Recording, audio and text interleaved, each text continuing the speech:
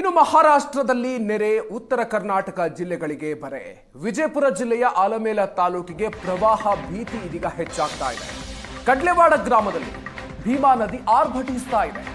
ಕಡ್ಲೆವಾಡ ಗ್ರಾಮವನ್ನ ಭೀಮಾ ನದಿ ಸುತ್ತುವರೆದಿದೆ. ನದಿ ಪ್ರವಾಹದಿಂದಾಗಿ ಇಡೀ ಗ್ರಾಮ ಈಗ ನಡುಗಡ್ಡೆಯ ರೀತಿಯಲ್ಲಾಗಿದೆ. ಕಡ್ಲೆವಾಡದ ಎಲ್ಲಾ ಗ್ರಾಮಗಳು, ಎಲ್ಲಾ ರಸ್ತೆಗಳು ಕೂಡ ಈಗ ಬಂದಾಗಿ ಹೋಗಿದೆ. ಕಡ್ಲೆವಾಡ ಗ್ರಾಮದ ಸಾವಿರಾರು ಎಕರೆ ಬೆಳೆ ನೀರಲ್ಲಿ ಹೋಮ ಅನ್ನುವಂತಹ ಪರಿಸ್ಥಿತಿ ಇದೆ. ಅಲ್ಲಿ ಸಂಪೂರ್ಣವಾಗಿ ನೀರು ಆವರಿಸಿಕೊಂಡಿದೆ. ದೃಶ್ಯಗಳನ್ನು ನೀವು ಗಮನಿಸ್ತಾ ಇದ್ದೀರಿ. ಮಹಾರಾಷ್ಟ್ರದಲ್ಲಿ ಭಾರಿ ಪ್ರಮಾಣದಲ್ಲಿ ಮಳೆಯಾಗ್ತಾ ಇರುವ ಪರಿಣಾಮ ಇದು. ಉತ್ತರ ಕರ್ನಾಟಕದ ಹೆಚ್ಚಿನ ಜಿಲ್ಲೆಗಳು ಈಗ ಸಾಕಷ್ಟು ಹಾನಿಯನ್ನು ಅನುಭವಿಸ್ತಾ ಇದೆ.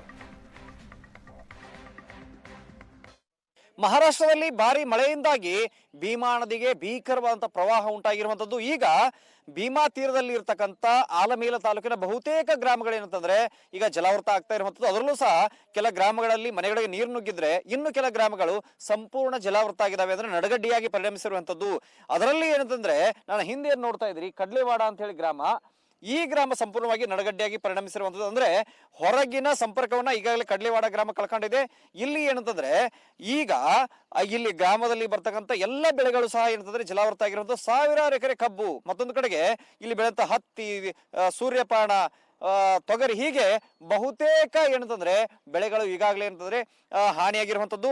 ಮತ್ತೊಂದು ಕಡೆಗೆ ನೀವು ಇನ್ನೊಂದು ಭಾಗದಲ್ಲಿ ತೋರಿಸ್ತಾ ಇದ್ದೀನಿ ನೋಡಿ, ಈ ರೀತಿಯಾಗಿ ನಾನೇನ್ ನಿಂತಿದ್ದೀನಿ ಈ ಭಾಗದಲ್ಲಿ, ಇದು ಸಂಪೂರ್ಣವಾಗಿ ರಸ್ತೆ, ಇದು ಇಡೀ ರಸ್ತೆ ಏನಂತಂದ್ರೆ ಈಗಾಗಲೇ ಸಂಪೂರ್ಣವಾಗಿ ಕವರ್ ಆಗಿರುವಂತದ್ದು, ಅಂದ್ರೆ ನೀರಿನಿಂದ ಸುತ್ತುವರೆದಿರುವಂತದ್ದು. ನಾನು ಹಿಂದೆ ಕೂಡ ನೋಡ್ತಾ ಇದ್ದೀನಿ, ಟ್ರ್ಯಾಕ್ಟರ್ ಸಹ ಬರ್ತಾ ಇದೆ. ಅಂದ್ರೆ ಯಾರಾದ್ರೂ ಗ್ರಾಮದಿಂದ ಹೊರಗಡೆ ಬರಬೇಕಾಗಿತ್ತು ಅಥವಾ ಗ್ರಾಮದಿಂದ ಒಳಗಡೆ ಹೋಗಬೇಕಾಗಿತ್ತು ಅಂತ ಹೇಳಿದ್ರೆ ಈ ದೊಡ್ಡದಾದಂತ ಟ್ರ್ಯಾಕ್ಟರ್ ಸಮೇತವಾಗಿ ಒಳಗಡೆ ಬರಬೇಕು. ಇಲ್ಲದೆ ಹೋದ್ರೆ ಬೋಟ್ ನ ಯೂಸ್ ಮಾಡ್ಬೇಕಾಗತ್ತೆ. ಹೀಗಾಗಿ ಏನಂತಂದ್ರೆ ಕಡ್ಲೆವಾಡದಿಂದ ಶಂಬೆವಾಡ ಆಗಿರ್ಬಹುದು, ಕಡ್ಲೆವಾಡದಿಂದ ಬೇರೆ ಗ್ರಾಮಗಳಿಗೆ ಸಂಪರ್ಕಿಸಬೇಕಂತ ಎಲ್ಲ ರಸ್ತೆಗಳು ಮುಚ್ಚೋಗಿರುವಂತದ್ದು, ಸಂಪೂರ್ಣವಾಗಿ ನಡಗಡ್ಡೆಯಾಗಿ ಪರಿಣಮಿಸಿದೆ. ಮತ್ತೊಂದು ಕಡೆಗೆ ಅಲ್ಲಿ ಏನಾದ್ರೂ ಒಂದಿಷ್ಟು ರೇಷನ್ ಕೊಡಬೇಕಾಗಿತ್ತು ಅಂತ ಹೇಳಿದ್ರೆ ಬೋಟ್ ಮೂಲಕ ಬಂದು ಕೊಡ್ತಕ್ಕಂಥ ವ್ಯವಸ್ಥೆ ಆಗ್ತಾ ಇದೆ. ಯಾಕಂದ್ರೆ ಸ್ವಲ್ಪ ಎತ್ತರದಲ್ಲಿ ಇರೋದ್ರಿಂದ ಗ್ರಾಮ, ಇಡೀ ತಗ್ಗು ಪ್ರದೇಶಗಳಿಗೆ ಸುತ್ತಲೂ ನೀರು ಹರಿದಿರೋದ್ರಿಂದಾಗಿ ಈ ರೀತಿಯ ಪರಿಸ್ಥಿತಿ ನಿರ್ಮಾಣ ಆಗಿದೆ. ಅಲ್ಲಿ ನೋಡಬಹುದು ನೀವು ಟ್ರ್ಯಾಕ್ಟರ್ ಯಾವ ರೀತಿಯಾಗಿ ಬರ್ತಾ ಇದೆ. ಈ ರೀತಿಯಾಗಿ ಜನ ಏನಾದ್ರು ಈ ಕಡೆಗೆ ಆಲಮೇಲ್ ಕಡೆಗೆ ಬರಬೇಕಿದ್ರೆ, ಈ ಕಡೆ ದೇವನಗಾಮದ ಕಡೆಗೆ ಬರಬೇಕಾಗಿದ್ರೆ ಈ ರೀತಿಯಾಗಿ ಟ್ರ್ಯಾಕ್ಟರ್ ತೆಗೆದುಕೊಂಡು ಅವ್ರು ಬರಬೇಕು. ಅಂದ್ರೆ ಏನಾದ್ರು ಒಳಗಿನಿಂದ ಹೊರಗಡೆ ತೆಗೆದುಕೊಂಡು ಬರಬೇಕಾದ್ರೆ, ಹೊರಗಿನಿಂದ ಒಳಗಡೆ ಏನಾದ್ರು ಹೋಗಿ ಕೊಡಬೇಕಾದ್ರೆ ಈ ರೀತಿಯಾದ ಪರಿಸ್ಥಿತಿ ನಿರ್ಮಾಣ ಆಗಿರುವಂತದ್ದು. ಇನ್ನು ನೋಡ್ತಾ ಇದ್ರಿ ಟ್ರ್ಯಾಕ್ಟರ್ ಯಾವ ರೀತಿಯಾಗಿ ಬರ್ತಾ ಇದೆ ಅನ್ನೋದು. ಆ ಭಾಗದಲ್ಲಿ ರಸ್ತೆ ಇದೆ, ಅವರು ರಸ್ತೆಯನ್ನ ಗುರ್ತು ಹಾಕೊಂಡು ರೆಗ್ಯುಲರ್ ಆಗಿ ಅಡ್ಡಾಡುವಂತವ್ರಿಗೆ ಈ ವಿಚಾರ ಗೊತ್ತಾಗುತ್ತೆ, ಎಲ್ಲಿ ರಸ್ತೆ ಇದೆ ಹೇಗೆ ಅನ್ನುವಂಥದ್ದು. ಅವರು ಈ ರೀತಿಯಾಗಿ ಬರ್ಲಿಕ್ಕೆ ಸಾಧ್ಯವಾಗುತ್ತೆ.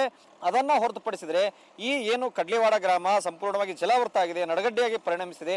ಇಲ್ಲಿ ಹೋಗೋದಕ್ಕೆ ಯಾವುದೇ ವಾಹನಗಳ ಸೌಕರ್ಯ ಆಗಿರಬಹುದು, ಮತ್ತೊಂದು ಕಡೆಗೆ ಈ ಟ್ರ್ಯಾಕ್ಟರ್ ಅನ್ನ ಹೊರತುಪಡಿಸಿದ ವಾಹನ ಸೌಕರ್ಯ ಹೋಗೋದಿಲ್ಲ, ಯಾವುದೇ ವಾಹನಗಳು ಒಳಗಡೆ ಹೋಗೋದಿಲ್ಲ. ನಾವು ಕೂಡ ಕೇಳ್ತಾ ಇದೀವಿ ಈ ರೀತಿಯಾಗಿ ಏನಂತಂದ್ರೆ ಟ್ರ್ಯಾಕ್ಟರ್ಗಳ ಮೂಲಕ ಒಳಗಡೆ ಹೋಗ್ಬೇಕು. ಇಲ್ಲದೆ ಹೋದ್ರೆ ಅಂದ್ರೆ ಇಡೀ ಸಂಪರ್ಕ, ಕಡ್ಲೆವಾಡದ ಸಂಪರ್ಕ ಏನಿದೆ ಸಂಪೂರ್ಣ ಬಂದ್ ಆಗಿರುವಂತದ್ದು, ಜಲಾವೃತ ಆಗಿರುವಂತದ್ದು. ವಿಜಯಪುರ ಅಪ್ಪು ಜೊತೆಗೆ ಷಡಕ್ಷರಿ ಏಷ್ಯಾನೆಟ್ ಸುವರ್ಣ ನ್ಯೂಸ್.